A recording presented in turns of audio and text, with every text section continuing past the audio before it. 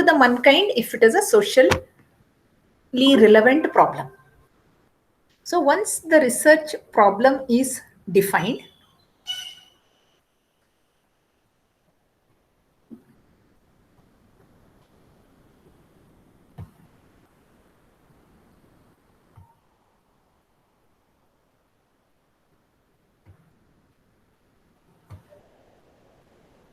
is the screen visible? Yeah, ma'am, now it's visible. Yeah.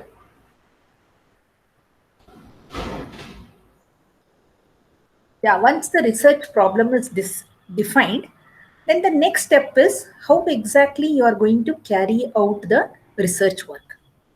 That comes under your research design, because all of us have some constraints regarding the research work. Some people may have a constraint of completing it within 3 or 4 years. Some people may have their own age as the constraint.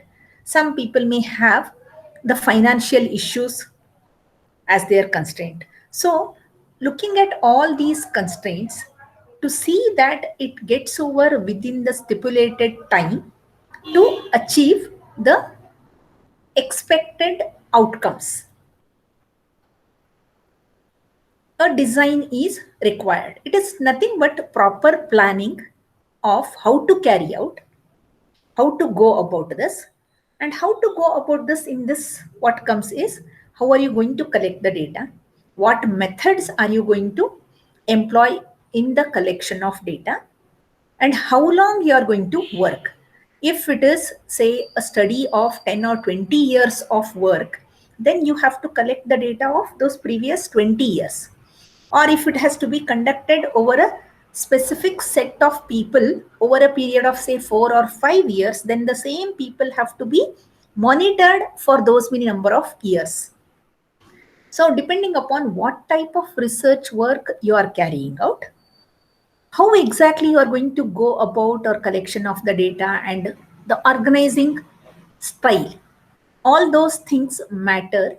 And while designing a good research work, these things are going to be considered. Now here comes, actually there are different parameters like dependent and independent variables.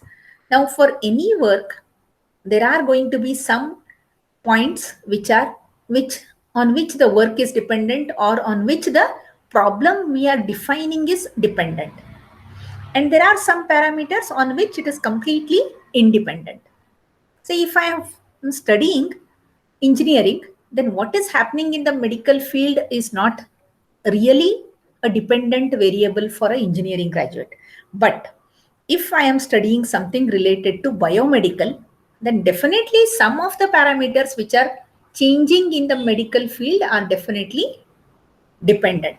So these parameters which are indirectly dependent on the work are called extraneous variables. So they are not dependent, but indirectly they are definitely dependent. So now how these variables are going to matter, and any control on these parameters, is it going to affect our research work, or without control our research work is going to be good? So these things are discussed in your control and confounded relationships. The next parameter is your hypothesis. Like whenever we begin some research work, we start with some assumption. It may be like this. Around that assumption, we start working. Then we come to a conclusion that, okay, our assumption was either correct or our assumption was wrong, or maybe it is partially correct. So this defines our research hypothesis. Next is experimental and non-experimental hypothesis testing. Now here, when you carry out certain experiments, you test for some hypothesis, some assumption. And some of them are non-experimental type. Without conducting the experiments also, you will come to conclusion by some observations. So under this you have, basically it comes under what type of research work you are carrying out. And in experimental type, again, when you experiment it, when you apply certain controls, what is the impact? When you don't apply the control, what is the impact? So this comes under your treatments. What conditions you apply, that is nothing but a treatment. So these things we had discussed in the earlier class. Now, next point is on which parameters the research design basically has to be designed around. So different research designs can be conveniently described, provided we categorize what type of research it is coming under. Already we have discussed in the first unit, there are what are known as exploratory type of research or descriptive type of research or diagnostic type. So this falls under which category? So if it is exploratory, then what kind of a method has to be applied and what analysis and tools have to be utilized there. Similarly, if it is a diagnostic, so exclusively dependent on the laboratory study. Under such cases, our laboratory results matter a lot. So depending upon what type it is and how exactly the hypothesis which was assumed is built, those things are described in this. We had come to this point. So basic principles of experimental designs. Now in this basic principles, we have three principles which are designed by Professor Fisher. So the first principle is principle of replication. The second principle is principle of randomization. And the third principle is principle of local control. These are applied in any management studies.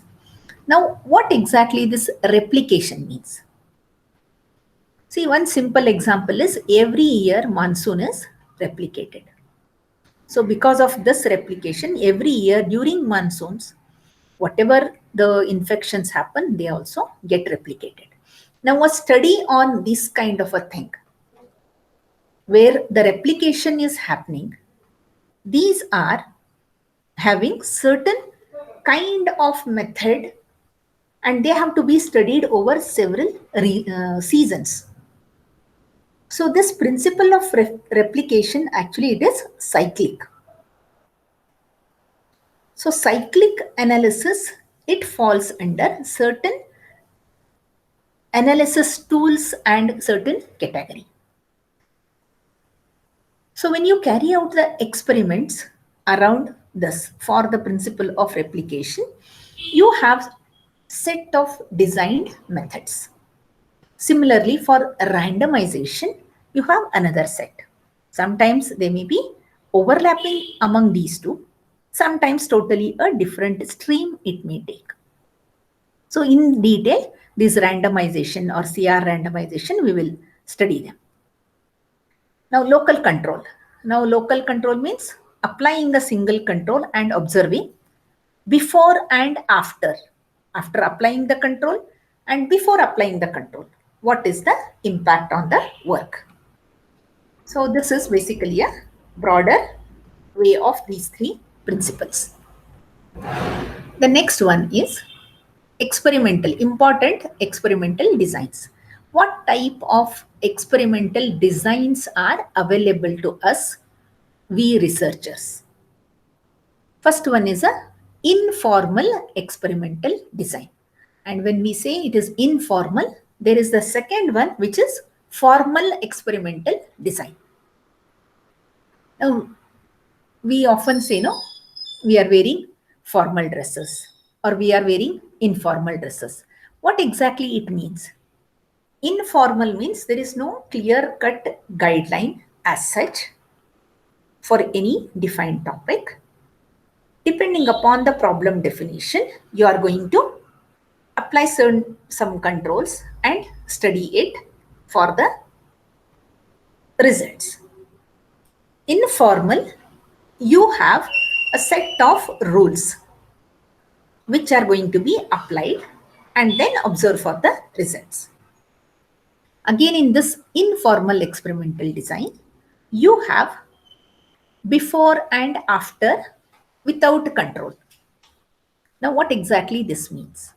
I will take up an example of, say, if you are a hostelite, you are staying in, assume that you are in hostel. Now, daily you are given certain kind of a food, say breakfast, lunch, and dinner. Now, regularly, depending upon which area you are staying, maybe away from your home, but more or less similar kind of an environment. Say in North Karnataka region, usually our breakfasts are, say, uppit or something like that. Not going after too much of our rice items. If you go towards, say, South India, further down, you have, say, all rice item based menu in the breakfast as well. But here usually we have some parathas or anything related to some wheat, jawar, flour related. Now, before and after without control design means, assume that every week, once a day, once in a week, you have been given, say, some pizza or burger for breakfast. Now, this is a parameter which people are trying to apply. Every week after administering this, say every Monday you get a pizza for breakfast. Now, what is the impact on your food quality or your way of consumption or your taste buds? So, that is one control which is applied. Now, assuming this as a control, now we'll study different designs over here. Now, before and after without control. That means outside the pizza is available, but you are not given any pizza in the breakfast. Then, as usual, whatever food is there before and after, though outside it is available, but you are not administered. So, what is the impact on your food? This is one kind of a study. Next one, after only with control design. That is, before you have been given, not given the pizza, and after giving pizza every week once. What is the impact on your food or eating style? Now, the third parameter is before and after with control design. That means regularly you have been provided with a choice. Say you have been given pizza also, you have been given parathas also, you have been given some rice items also. Now, what you choose for your breakfast? When you are given a choice with all this, there is our control parameter, pizza is also there. Now, what do you choose? Is there any change in your food habit? Still you go ahead with your whatever regular paratha or something, or roti, chapati, something, or you prefer a pizza there? Compulsorily giving you once a week, then daily providing you with that food as a choice. So now, after giving all this, okay, what is the food habit of children in this particular hostel? By providing all this, this becomes your research problem. And with all these things, you have three possible informal experimental designs available. And once you collect the data from the hostel mates, you find that some people are still going ahead with their regular food, thinking that morning time, no pizza, no other things. I prefer either roti, chapati, or paratha. There may be one group adhering to this. There may be another group where once a week, yes, definitely I want something different. Once a week, I am going to have pizza, but rest of the days, yes, for me, either chapati or roti or paratha is best. Okay, this may be another group which you get after research. This is, even though after applying the control, there are people who still stick to certain guidelines. Then there is a third group where, okay, when it is available, every day I am going to have pizza only. Once in a while, okay, some chapati, roti or something. So you get another bunch of people for this. So Now the variable is measured in both the areas, where without giving that, with giving this, for an identical time period. For an identical time period, say over 1 year, I observe this. 2 semesters, how the children behave. After this, I give a statement that, okay, after 1 year of research, I have come out with this result. Now, if you consult this with the, say, some health department or something, or a doctor who is visiting that particular hostel, then the doctor will say that, okay, if the third category, that is completely pizza eaters are more, then he or she may advise that no, don't give pizza for this particular hostel, because people develop bad habits or eating wrong food in the morning. So this is the treatment. After observation, after applying these controls and then observing the data, so the doctor may come out with this kind of a treatment saying that don't give pizza as choice for daily food.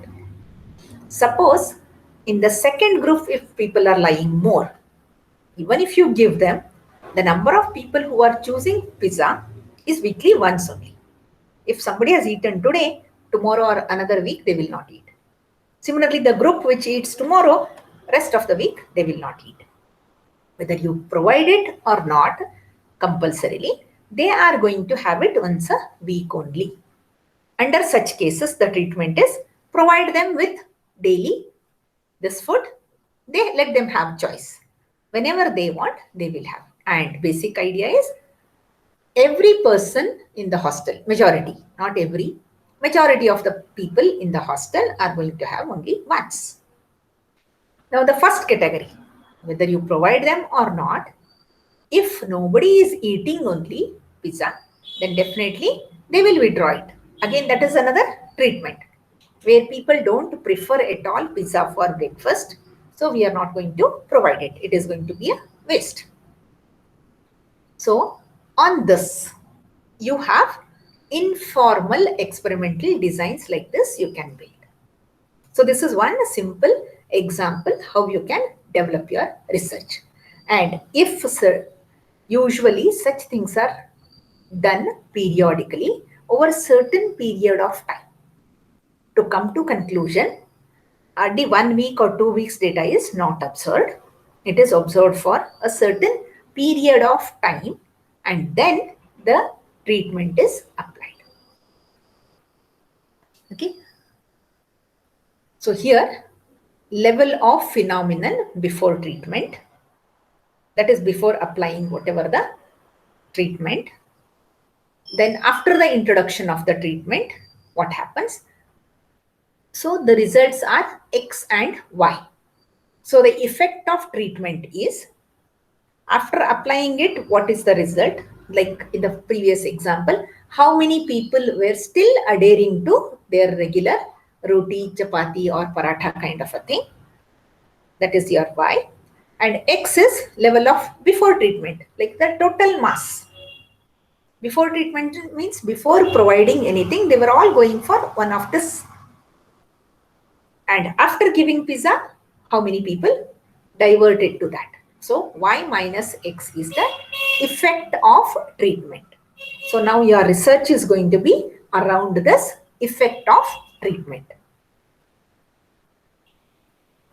So there are. So the main difficulty of such a design is that with the passage of time, considerable extraneous variations may be there in this treatment effect. That means daily when I start providing, there is every possibility that people who were still adhering to that roti or chapati, paratha kind of a thing, they may get converted in the later stage to become pizza eaters. So this is one difficulty.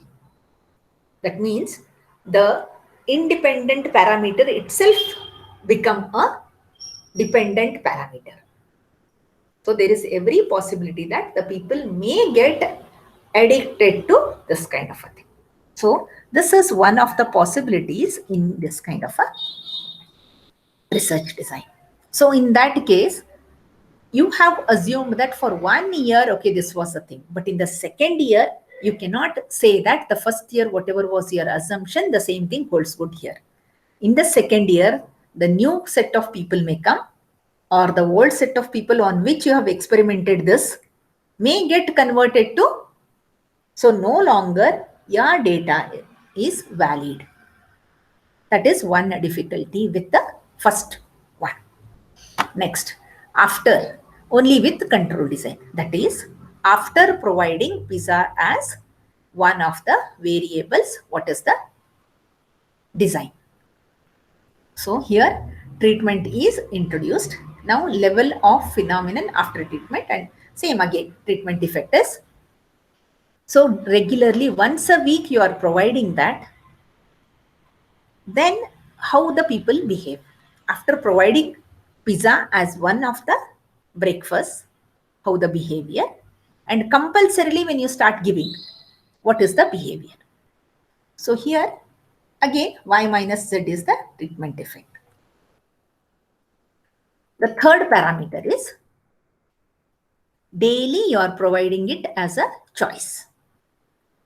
Your pizza you are providing it as a choice along with roti, chapati or paratha. Under such cases, what you get here is, in this design, two areas are selected and the dependent variable is measured in both the areas. That means when you have given choice, you observe people. Whenever the choice is given, how people utilize that choice. Whether all of them get shifted to pizza only for daily breakfast, or they still limit themselves to once a week. So you come across two main categories, like those who start loving that, or those who start remaining or sticking on to the old habit with minor changes like once in a while having it. So under such cases, the treatment for both of them is different. Okay, so now test area is again level of phenomena before treatment, that is before giving pizza as choice for daily food. Then after you introduce treatment, that is after you start giving daily, then how many people got changed. So what is the impact of that? So the control area is, here you have provided with the treatment. You have given daily pizza to them. Then what is the change? Okay, so you have here two possibilities. One, when it was given as a one day, or else daily when it was given. So the total result here is, after you start providing daily with the pizza, this is the effect of treatment. So the number can be variable here. Some people may say that, okay, let me have today, okay. Others, my friends are having, okay, let me have some change today, not the regular one. Or depending upon your mood or the environment or the surrounding people, their choices, the demonstration effect of them, all those things matter. So you get broader class here. So the treatment effect is determined by subtracting the change in the dependent variable in the control area from the change in the dependent variable in the test area. So you have control area and test area. Control area is when you are giving that as a daily choice. Test area is you're observing what exactly is happening with this kind of a thing. So slightly you're introducing the complexity here.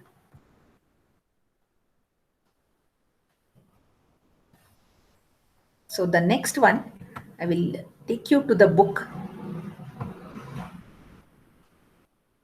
So here, these are the three basic